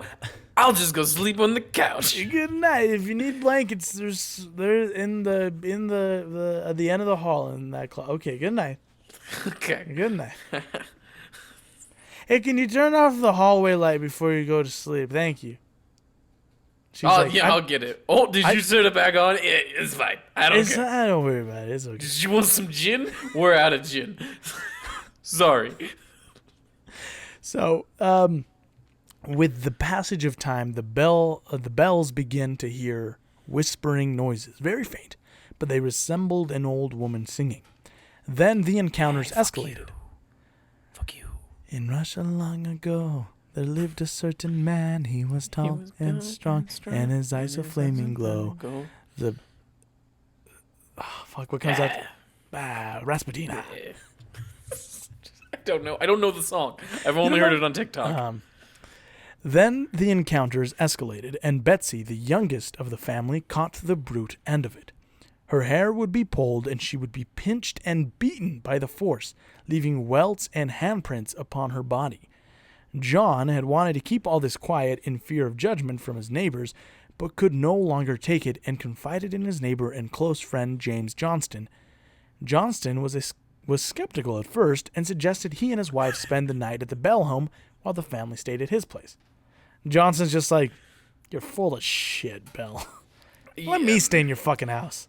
No, Johnston has been trying to fuck Bell's. I guess, did his wife die? No, she's still alive. Okay, then he was just definitely being like, I've just been trying, my wife and I have been trying to fuck you too for a long time now, if this is what it takes. Why don't you leave the kids in my house and, you and the wife and me and the wife. Why don't we have a little sleepover? Why don't we have a little... You know how sometimes you get tired of driving your horse carriage and you want to let someone else drive your horse carriage? Do you ever thought about maybe you were the horse carriage and you thought maybe another man should drive your horse carriage? You know swings? What if people did that? Like, what if people were swingers, if you will? Ooh. I'm trying to fuck you and your wife. That's what I'm getting at. Is this what the whole witch thing is? I just thought the whole witch thing was a cover for... Oh, no? Oh, okay. Yeah, we can I'll stay and investigate. Still help. Right. Yeah, sure. You change your mind and let me know. So, things were peaceful for the Johnstons almost all day until night came, and as they were turning in, they began to experience the same horrific events that the Bells had endured. And their bed covers were pulled, and James was slapped across the face. He leapt out of bed and cried out, "In the name of the Lord, who are you and what do you want?" The entity did not respond, and the rest of the night was quiet. I like how it just fucking slapped the shit out of him. He's going to sleep, he turns over and just fucking... Ow! Ow! Honey, did you slap me? No, it must have been the witch. She's like clearly mad at him for something you did, and she just waits for him to fall asleep. She's like, "You fucking asshole." So, the entity did not respond, and the rest of the night was quiet. Johnston told Bell that he believed he was dealing with some evil spirit like the kind the Bible spoke about, and suggested they start a committee with their fellow community members to determine what to do about the matter. Well, John, I'm going to be honest with you. That slap only comes from a devil. You think There's no so? doubt in my mind. Damn. Yep. Should we... What do we do now? What's our next step? Well, I think... Have you seen the Avengers? So, over time, the entity developed a strong voice, and could now be heard clearly, singing hymns, quoting scripture, and berating the family. It once even... Victory Royale. Yeah, Fortnite, we're about to get down. Oh my God. It's a hymn. Yeah, it's a hymn. It once even quoted word for word 2 sermons that were being preached at the same time 13 miles away from each other. Not sure how they figured that out. Yeah, I was going to say, how do they know that it's being ask preached? Around? I don't know. Word spread of this supernatural phenomena so much that it caught the interest and piqued the curiosity of future president and major historical piece of shit, Major General Andrew Jackson. Hey, hello, I'm Major General Racist Andrew Jackson. Oh boy, you're here. I'm here to... I think I can genocide the witch out. Oh, I don't... 3 of John's sons, John Jr., Drury, and Jesse, had all served... Drury? What kind of fucking... They had all served under Jackson in the Battle of New Orleans They had all served under Jackson in the Battle of New Orleans. In 1819, when Jackson heard of the disturbances, he decided to have a look for himself. As Jackson and his men were on their way, their wagon suddenly stopped. Appearing to be stuck in mud, the men tried for several minutes to pull them out, and finally Jackson proclaimed, "By the Eternal, boys, that must be the Bell Witch." Suddenly, a disembodied voice told Jackson that he could proceed, and they arrived at the Bell home without further interruptions. Wonderful. One of Jackson's men claimed to be a witch tamer, and said that nothing had happened to them because he had a silver gun with silver bullets that could kill anything evil. Don't worry, Mr. Bell, I've brought my top man. This is Mitch Tanner, the witch tamer.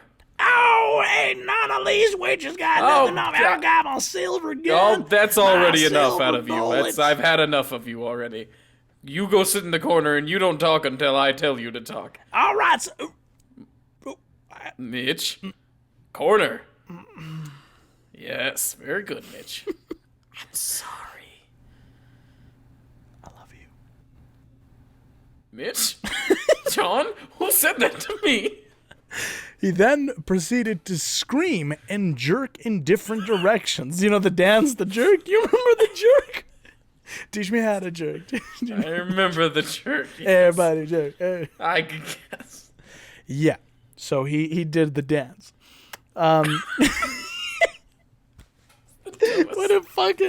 What if supernatural entities made you fucking do the jerk? You get possessed by a demon and you just start jerking. And everybody's like, I vaguely remember that dance, yes, I think, from the early 2000s. That joke was really funny for people aging between, 18 to 23. Oh, God. What a time. It's a really good zillennial joke. Yeah. He started complaining that he was being stuck with pins, and then an invisible foot kicked him swiftly on the ass and sent him out the front door. Fucking, I love her. I love the witch. Angry. Can you imagine? He's so Gary Busey-esque. Yeah, right? As he's just like, oh, I'm getting poked by pins. Yeah. Oh my God, what's happening? Fucking, get the fuck out of here. And people are just like John's just like, what the fuck is happening? The witch has never done that. Me. I'm gonna get her. Oh, I got her in a headlock. Oh, she got me. Oh no. Angry President Jackson, can you leave my house and stop doing that, please? Angry, it would seem, the entity spoke up and said that she would reveal another fraudster in Jackson's entourage the following evening. Terrified of wait, was it the witch tamer that it was got the witch kicked tamer, out? not Andrew Jackson. Okay, gotcha. Terrified, probably because they were scared of being outed as some sort of fraud, the men begged Jackson to leave, but he decided to stay the night, wanting to know who the other fraud was. What happened next is unknown, but Jackson and his men were spotted in nearby Springfield the next morning on their way back to Nashville. So they didn't even stay the night, they just dipped. So something happened, but nobody... This is like a missing chunk in the story where no one's sure what happened that caused him to leave. I'm just imagining it like he was... Andrew Jackson was just like, oh, there's no Native Americans involved? I just imagine they got there at like 5 p.m. That thing happened at like 7 p.m. and they're like, we're spending the night. And then at 11 p.m. he was like, I'm bored. Let's go. All right, let's get the fuck out of here. I'm going to be honest. This is boring. I don't want to be here anymore. Come on. We're getting out of here. The entity... There's whores in Springfield. There's not whores here. So... let's get out of here. The entity would go on to identify itself as Kate at one point and let it known that she had a disdain for John Bell, vowing to kill him, and that she also wasn't approving of the engagement of Betsy Bell and neighbor Joshua Gardner. I just the Kate being like, I want John Bell dead, and he's just like, I don't know what I've done to you, spirit, but please what stop. What did I do wrong? Fuck you. Fuck me? Fuck me, witch? Fuck you. And they're like, oh, that's fuck you. Why. Oh, it's because I'm kind an of asshole. an asshole. Yeah, okay. John became weaker and weaker as time went on, experiencing all sorts of health problems. And in 1820, his declining health had confined him to the house, where the malicious entity continuously removed his shoes. This part is so funny to me. Where the malicious entity continuously removed his shoes when he tried to walk and slapped his face when he recovered from his numerous seizures. So this guy's having a fucking horrible time. He just had a seizure. He's like, oh God. And she's just like, fuck you, John Bell. Him like laying in bed and he's just like, and then just like a 20-minute arduous process of him like getting up and being like... And his shoes are right there and he's like... He like slides his feet into his slippers and he's like, it's so cold, I'm just gonna die. Get up. And she's just like... He's just like slowly, one step, it's just slowly coming down, right? It's just a centimeter away and fucking slap his goddamn shoe. He just fucking falls. Oh, God damn it. Kate, fuck you. Fuck you, John. John Bell would breathe his last breath on December 20th, 1820, after slipping into a coma the day before. Immediately after his death, the family discovered a strange black vial near his bed. John Jr. would give 3 drops of it to the cat, who proceeded to die almost instantly. What the fuck did that cat do to you, John Jr.? You son of a bitch. God damn it. Fuck is right, yeah, that's so. Kate then exclaimed, I gave old Jack a big dose of that last night. I'm doing a Charles Manson, hold on.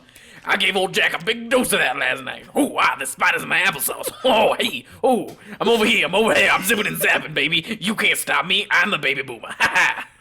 I gave big old Jack a big dose of that last night, which fixed him, she said, right? John Jr. tossed the mysterious vial in the fireplace, where it then exploded in a blue flame and shot up the chimney. Well, fuck that then. Just tosses that was it weird. into a fire. We need a new probably cat. shouldn't keep this around. After John Bell's death, Kate turned her attention to Betsy's engagement. Betsy and Joshua couldn't go to the river, the fields, or the cave to do what young couples do without Kate tormenting them. She was just a cockblock. Kate was just a cockblock. In the 1800s, I have a friend like you have to Kate. fuck by a river to field in a cave. It's like, just get a... God. Just get a fucking room at the local inn. The constant harassment was more than Betsy could handle, and on Easter morning, 1821, she met Joshua and broke off the engagement. Aww. We were all rooting for you. Joshua was probably an asshole. It was the 1800s. He was probably a monster. Shortly after that, Kate visited John Bell's widow and told her that she was leaving, but would return in 7 years. Then, in 1828, just like she promised, Kate returned. Most of her visit centered around John Jr. They spoke of the origin of life, Christianity, and the need for major spiritual reawakening. And you killed my dad.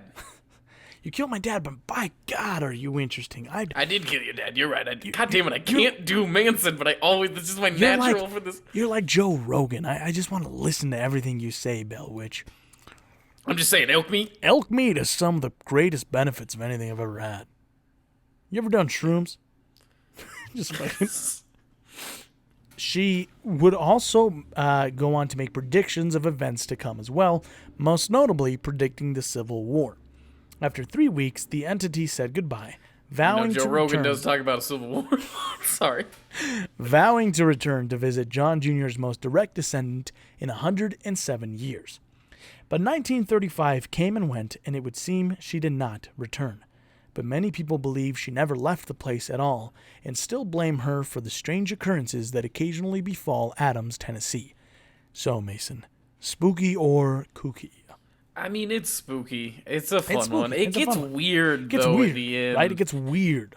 Yeah. Because it's like I skimmed over a bunch of details. Like, if you want to go listen more in depth, there's other people covering more in depth. And, like, some of the specifics of the things she did is just like, huh. But it's just like, it's like a Game of Thrones where, like, up until, like, they had George R.R. Martin's books, like, characters were, like, really poignant. Yeah. And then it kind of seemed like they were like, okay, well, these are the 4 most important characters. And then you had, like, Braun and shit, who they were just like, well, he's too likable to get rid of. Yeah. But we don't really have anything for him to do, so he's just going to kind of fuck around doing nothing, but he's still in the show for, like, every season. Yeah. It's like that. Because some of the stuff that, like, I didn't talk about is where she would go from, like, terrorizing them for a whole week or whatever, and then she would just she would, like, sing songs to them and, like, she would, like, come back and be like, TV. how is your guys' life? Like, what's going on? Let me help you with your problems. And it's like, what the fuck? Why are you But the thing that's so interesting to me is that multiple people heard her. There was one story that at her at John Bell's funeral, she presented herself, made herself known, and sang songs about Brandy. Brandy, you're a fine girl. What a good wife you would be. And everybody's like, I don't even know the song yet. This is really catchy. But she like pronounced herself and sang or whatever, and like everyone that because it was one of the most attended funerals, everyone that was there said that they heard it. You know what I mean? And then she kept singing until the last person left. So it's an interesting thing where it had like multiple witnesses. So if it was a hoax, it's such a fucking and there are theories about it being a hoax, but because there was a whole thing with like where it was like someone didn't like Joshua, like Betsy's. So I left that one out, but there was a previous suitor to Betsy who was one of her school teachers, Gross, who knew her since a kid and was like, I want to eventually marry you. Pedophiles, guys. They're pedophiles. To be fair, that was just a thing that happened in the 1800s. But he had tried to ask her to marry him, and she had said no, and then she started seeing Joshua. And the thing that's interesting about this guy is he was into the occult. He was a talented ventriloquist. And all the stuff that you could kind of see how he could have hoaxed and also, it. The witch not only ruined their relationship with Joshua, but was like actively like, you should, you know who you should marry is that totally not creepy school teacher. But like then there's on record where he apparently like gave her his blessing to be with Joshua and like left her alone or whatever. So It's an interesting one. But I think also, it's spooky that's a good overall, way though, of being like, exactly. It's not definitely me, being but like, then, you know. it couldn't have been me. But yeah, I think it's spooky. But also, that's a lot of work to go to when you could Yes. probably just, in one more year, there'll be another 14-year-old you could just try to trick into marrying you. Exactly. You know, every year he's got a whole crop of students. You Right. can just find another one when you're a creepy piece of shit. And it's socially acceptable at the time. All right, the next two legends that follow are fairly short in comparison, but I still thought they were very intriguing, so let's get into them. You know what's so hard about being a strikingly handsome man, Mason? That sometimes men like us, well, we get into trouble, right? It's true. It's usually caused by our looks. That's true. Sometimes it's not our fault, and hey, other times it is, you know what I mean? But around Wallen, Tennessee, they tell a story of a man, much like us, a handsome devil by the name of Tom. Well, now he's known as Skinned Tom. Hello, I'm Tom. I was formerly having Skin Tom, and now I'm Skinned Tom. It is nice to meet you. Oh my God, you're so hot. You see, Tom had it all. Dashing good looks, a hilarious sense of humor, great fashion sense, and incredible athleticism. Also, beautiful skin. Beautiful skin. Big point. Soft, luxurious skin. The skin that you would say it would be a shame if someone were to cut all that skin off. Yeah. No woman could resist his looks or charm. Every woman in town wanted Tom. And he didn't mind. He loved the ladies. This is much like me. This is what happens to me. So hard for me to go to the store. Constantly be, oh my God, aren't you the guy from Captain's Log? You're so hot. You're so beautiful. You're so handsome. And I'm like, hey, ladies, come on. I'm just trying to get some bread. Yes, it's me, Jose. And they're like, we meant the other one. Oh. I just imagine Tom just being like, you know, they're like, fucking Tom. And then they cut to him and he's just like, hello. Yes, it's true. My name's Tom. Yeah, the ladies love me. I don't know what it is. I'm an accountant. I got a normal sized penis. I don't drink.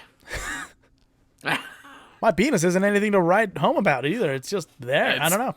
Yeah, no, I'm quite good looking. Yes. Yeah.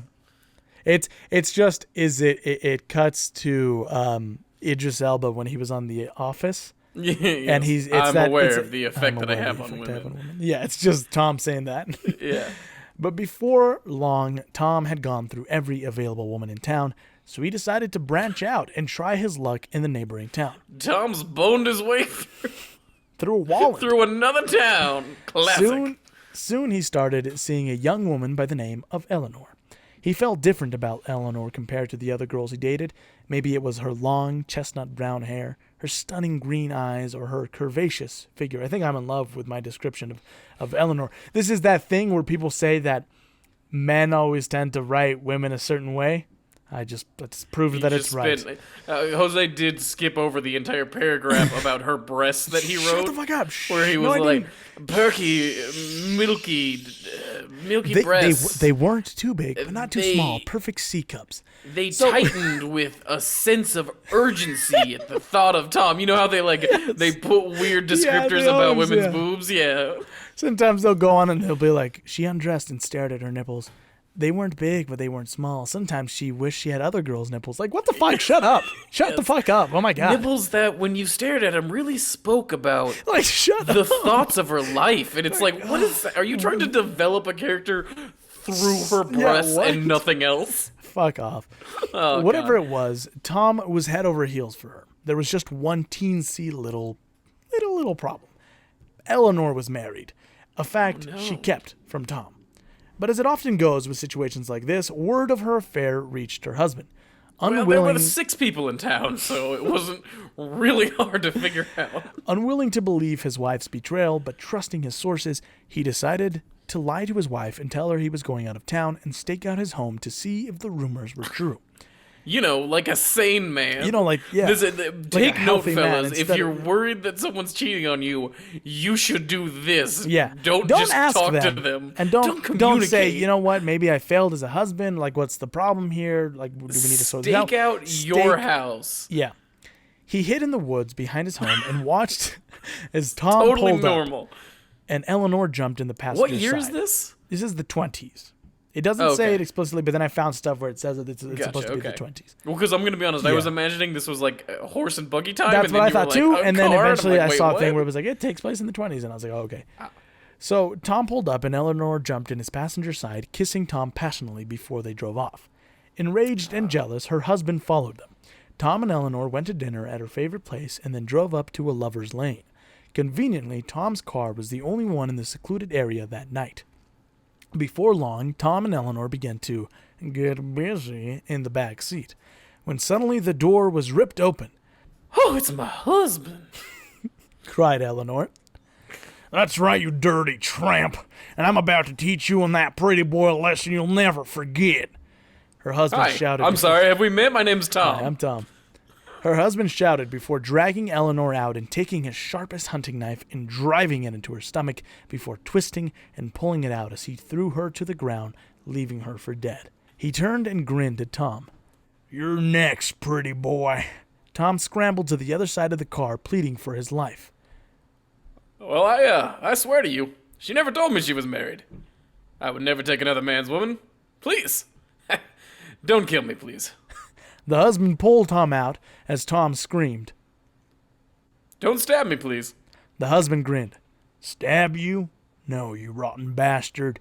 That would be too good for you." And with that, the husband proceeded to skin Tom alive. Tom's unheard blood-curdling screams echoing through the cold Tennessee night. After he had... Ow, that really hurts, sir. That's I would smart. appreciate it if you stopped. I'm just imagining Tom as Chris Traeger from Parks and Rec. This is literally the most painful. Excruciating. Yes. Okay, but I just feel like if I were being skinned alive by somebody, I feel like I could get away because it's, I don't know, It's you know what? not you know an how easy hard that would process, right? Like, fucking hit them or something. be? And you can't, and it doesn't kill them. Also, you know, open the door. Just, if you're up against the door, just open the door, fall out, get the fuck out of there. well, there's so many. I think it got pulled out, but it's just like you have to if you start on the leg. Yeah. If you start on the leg, right? He's showing us his leg for our You'd have listeners. to grab his leg with this hand and start like right Yeah. here. He's And I'm just gonna leave. starting at the ankle. Yeah, that's the thing. Yeah, right. Wherever. It doesn't matter where you start, though. You have to have just both hands shoving in you, one. and, You can't hold someone yeah. down and just leisurely you can't. skin somebody. Right? Yeah. So, after he had flayed the last of Tom's skin, the husband climbed in his car and drove to the police station, where he turned himself in. The police rushed to the scene of the crime, finding Eleanor hanging on to life. She would eventually make a recovery and live. But Tom and the knife were nowhere to be found. They say Skin Tom still lives in those woods near Lover's Lane. He carries the very same knife used to flay him and uses it to teach anyone he encounters the lesson he learned that fateful night. So what do you think? Spooky or kooky? It's pretty fun. It's at least it's a fun origin story to the thing that walks over, the ghost that haunts the woods. You know what I mean? It's at least a twist on like it's not just a lady in white. I didn't include it, but there's like images of what he looks like, and it's pretty cool. Like it's just literally just with muscle and blood, just walking around with the knife, and I'm like, that's. I bet he sounds squishy when he walks. I bet it's yeah, exactly. Gross. Yeah. But it could have very easily just been like Eleanor haunts the woods. Yeah. Because she got you know what I mean? So it's nice that they made it a little different. Mm-hmm. And I also like how Tom was like, he was just a dude. Yeah, he didn't know. He didn't do it on purpose. He wasn't even a terrible dude, especially if he didn't know that she was married. Yeah. Anyway. Yeah. That's what happens to us handsome guys. We got to watch out. The next story comes... The next story comes out of a town known as White Bluff, Tennessee, where legend says you can hear terrifying, blood-curdling screams echoing in the night. The legend is a short one and varies on who you ask, but the most commonly known one goes as follows. In a hollow in White Bluff, a young family settled in the 1920s. They had 7 children and were very happy. They built a home on this beautiful land that they had fallen in love with. But little did they know that this picturesque area would soon turn to a nightmarish existence. Strange things began to happen around the farm, but the worst happened in the middle. It was up to Courage to save his new home. What is this? What? It was up to Courage. Courage the Cowardly Dog. Yes. Oh my God, I love that show. Strange things. Yeah. Began to happen in the. Remember how you would always talk like that? Yeah. And they would be like, yeah. Yeah. Used is bad. Yeah. Yeah. So good. Strange things began to happen around the farm, but the worst happened in the middle of the night when the family would be plagued by constant screaming. Every night, their world erupted into ungodly wailing and screeching that would terrify the children and unsettle the parents to their core. You gonna say something? I mean, that is really funny. I don't want to do the character because it's, yeah. I'm not even imagining like that. Just like like an angry scream, yeah. Like not even, you know what I mean? Not even Fuck! a fearful one. Fuck! Finally, legend says, the patriarch had enough of the disturbances and took his gun and ventured into the woods in the middle of the night. He began taunting and yelling at the source of the screams. Yeah, I'm gonna shoot a voice. You scream at my family? You come out, you meet me out here. I'll give you something to scream about, you motherfucker. When suddenly he heard it, he grinned as he thought he finally had what he came for. But soon his smile faded as he realized it wasn't one voice, but a chorus of them, coming from his home.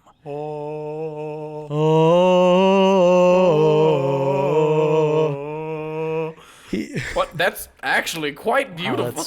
He's just a single tear. Just you can keep screaming all you want. That was very good. Well done. It reminds me of church with my father. He raced through the woods back to his farm, but when he arrived, he found nothing but a nightmare in front of him. There, strewn all over the room, were the remains of his family. He wasn't wearing any pants. Oh, this is a different kind of nightmare.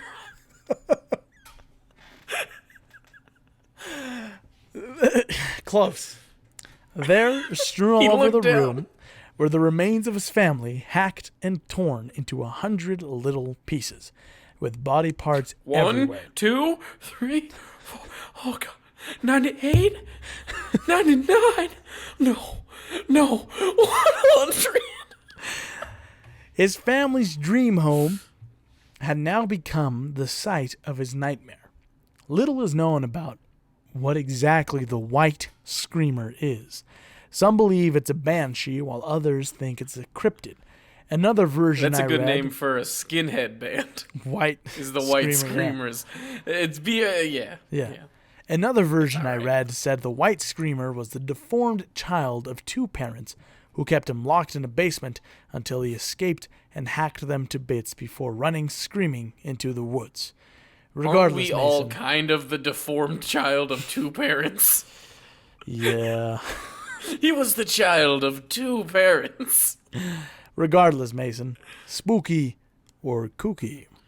I mean, it is fun to think of like a little albino, like deformed kid that just is constantly screaming. Yeah. It's not.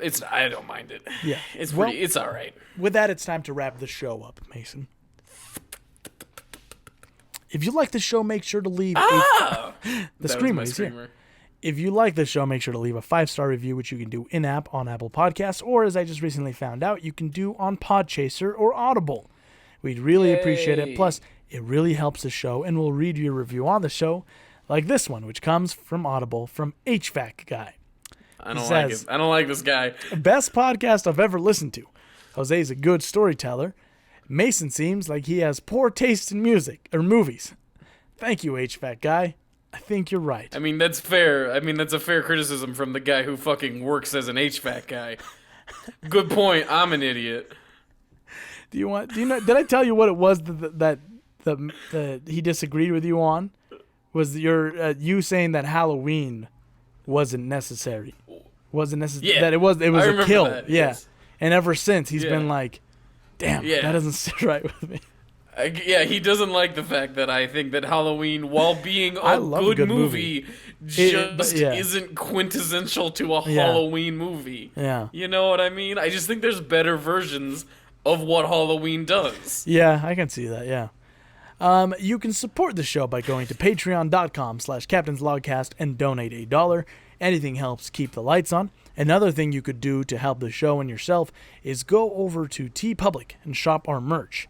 Yes, that's right. We have merch. You can get anything from t-shirts or hoodies like the one I'm wearing right now to mugs like the one I've been drinking out of this whole episode with our logo on it. How quality is that merchandise? How quality is it? Yeah. It's great quality. This hoodie is like it's Gildan, the clothes. So the most merch use, but it's pretty soft. The hoodie's like really soft and nice and warm. You can get like a lighter hoodie too, so it's like a thinner one. The mug I was really surprised on because like I don't know, I expected it to be like a cheaper mug, and maybe I shouldn't say that, but it's sturdy and nice and. I'm kind of a mug connoisseur. I'm in love with like the classic mug. I hate mugs that are super thick, and it seems like a lot of them are really thick or like weird, like big shaped. I just love me a classic. I mean, this is pretty classic mug. I agree. So, yes. Yeah.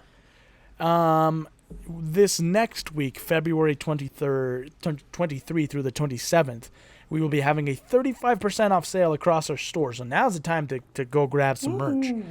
Remember, if you donate/support our sponsors, it all goes towards improving the show, getting better recording equipment, etc.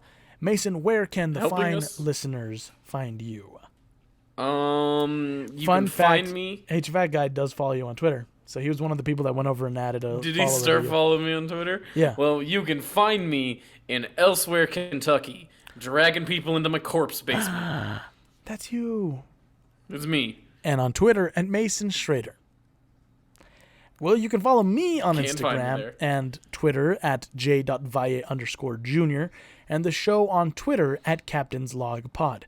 We recommend various different materials on there, post show updates, tweet some occasionally funny things, so go check it out. You can also subscribe on YouTube, where you can find me as Jose Valle Jr., Animal Productions, and of course, the show's official YouTube channel, Captain's Log. If you can't get enough of me, you can also listen to my other podcast with friend of the log, Max Benyon. It's called Max and Jose Have Something to Say. We just recently had Mason on, and we talked about things we would tell our younger selves, and hilarity ensued, so go listen to that now. It was a really good episode, I thought. Make sure to tell your friends and family about the show if you enjoy it, and if you'd like to share your favorite urban legends that didn't make the cut, or perhaps if you had encounters with any of the legends we discussed, please do so by writing in to captainslogcast@gmail.com. You can also suggest episode topics, guests you'd like to have back, etc. I really would love for people to start reaching out, and if you haven't had an encounter with the legends that we've talked about, if you've had any sort of spooky encounters, I would encourage you guys to just shoot us a quick email or DM us on Instagram or Twitter, and we'd love to talk about them and discuss them and make fun of you.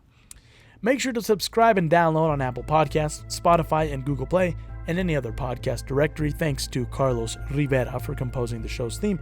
And with that, everybody, we have reached the end of our show. We'll see you for another special episode.